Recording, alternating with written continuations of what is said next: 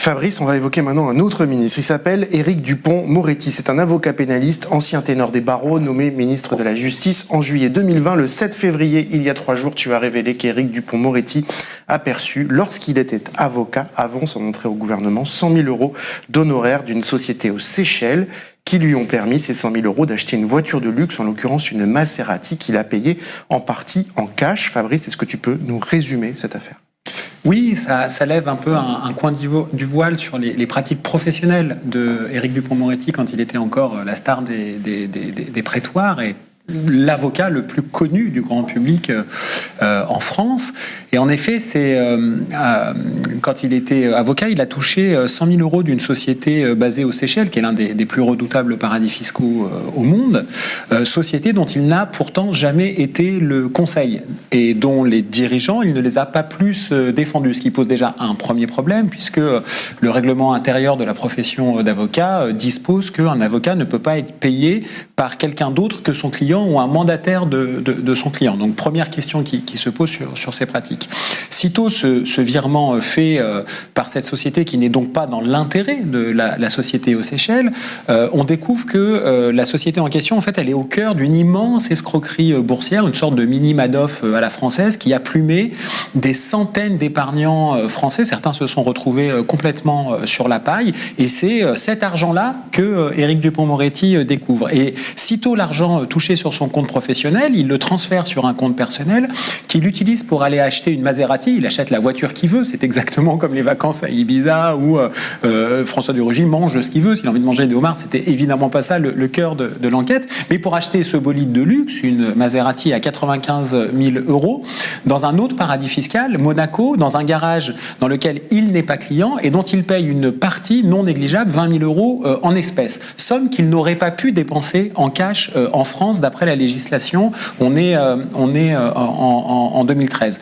Et donc, face à l'accumulation de toutes ces questions qui se sont posées, y compris au cœur d'une instruction judiciaire qui n'a rien à trouver à redire pénalement contre Éric Dupond-Moretti, nous avons évidemment interrogé le ministre qui a plutôt décidé de ne pas répondre, d'éluder les questions qui restent en suspens sur cette histoire qu'on a rendue publique et qui n'est peut-être pas totalement étrangère d'ailleurs à l'attaque de Gérard Darmon contre Mediapart, qui a lui-même avoué qu'il était un grand ami d'Éric Dupond-Moretti et qui a fait sa désormais fameuse sortie contre Mediapart 2 jours après que nous ayons interrogé le cabinet du ministre. Tu l'as dit, à Mediapart, on n'a pas spécialement de rubrique automobile. Les voitures que les gens utilisent, ça ne nous intéresse pas forcément, qu'ils achètent, qu'ils utilisent. Le cabinet d'Éric Dupond-Moretti a répondu que le ministre a, je cite, acheté sa voiture légalement, l'a utilisée, l'a revendue légalement.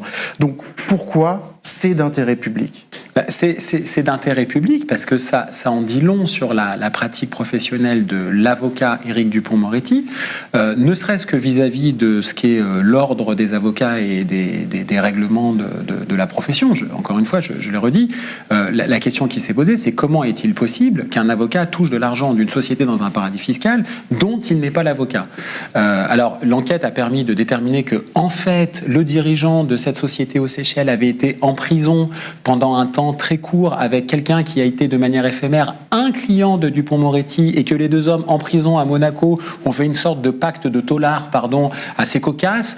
Tu me donnes des infos sur la bourse, je te paye tes avocats avec ma société offshore. Évidemment, on avait envie de savoir si M. Dupond-Moretti était conscient de ce deal-là pour toucher de l'argent qu'il ne devait pas au regard du règlement intérieur de la profession d'avocat. Évidemment, pourquoi un tel besoin de dépenser des espèces et d'aller dans un paradis fiscal, Monaco, qui autorise ce type de pratique alors qu'en France, ce n'est pas possible. Et aujourd'hui, Éric Dupond-Moretti, ces questions sont d'autant plus prégnantes qu'il est le ministre de la Justice. Donc au regard des fonctions qu'il occupe aujourd'hui comme étant l'interlocuteur principal de la profession d'avocat qui était la sienne, mais aussi un peu le chef de la magistrature, en quelque sorte, évidemment que des questions comme ça permettent de mieux comprendre l'hubris qui est celui du garde des Sceaux. Alors, poursuivons un peu sur Éric Dupond-Moretti, parce que c'est pas la seule affaire que vous avez publiée et qui le concerne.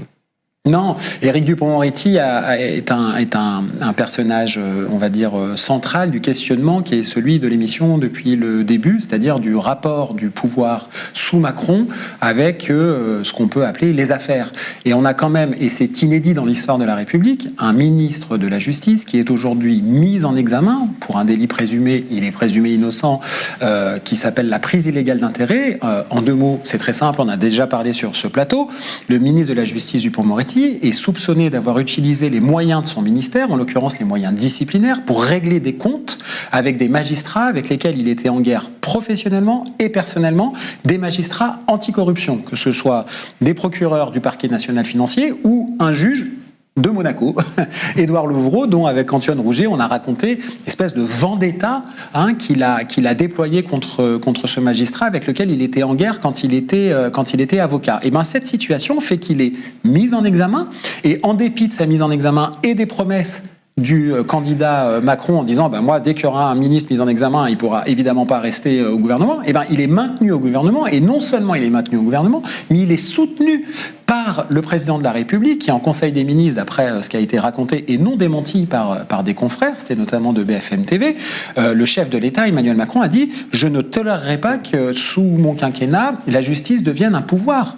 Or, la structure même de la République française, c'est que par la disposition des choses, le pouvoir doit arrêter le pouvoir, et que le pouvoir judiciaire peut être un contre-pouvoir, notamment au pouvoir exécutif. Et là, on voit bien qu'on est dans une nécrose qui ne fonctionne pas. Éric Dupond-Moretti, tu l'as dit, il n'aime pas beaucoup que Mediapart enquête sur lui. Voilà ce qu'il dit de notre journal, en particulier de son cofondateur Edoui Plenel. Mais il voit le conflit d'intérêts partout. Et moi, je me méfie des grands moralisateurs, vous savez. Oui. Les grands Torquemada modernes. Voilà. Alors, je sais pas quel conflit d'intérêts il a vu. Et puisque vous me posez la question, je vais vous répondre. Oui. Allez-y. Le conflit d'intérêts, c'est quand on est juge et partie. Oui. Moi, j'ai été partie, je me suis désisté, et je ne serai pas juge. C'est clair, c'est net et c'est très précis. Alors, Thomas de Torquemada, pour ceux qui nous regardent, c'était le grand inquisiteur castillan au XVe siècle. Que répondre à de tels arguments ? En fait, on est comment dire, hyper habitué à ce que, face aux informations d'intérêt public, on agite une espèce de chiffon rouge. Alors parfois c'est procureur, justicier, chevalier blanc, Torquemada, on a eu tout, les méthodes fascistes, enfin une espèce de panel assez gigantesque des attaques frontales. Pour attaquer ad hominem les journalistes de la rédaction. C'est parfois Edoui Plenel, c'est parfois Antoine, c'est parfois Hélène, c'est parfois moi, peu importe, mais pour une seule raison, surtout ne pas répondre sur les faits et, si possible, raconter n'importe quoi.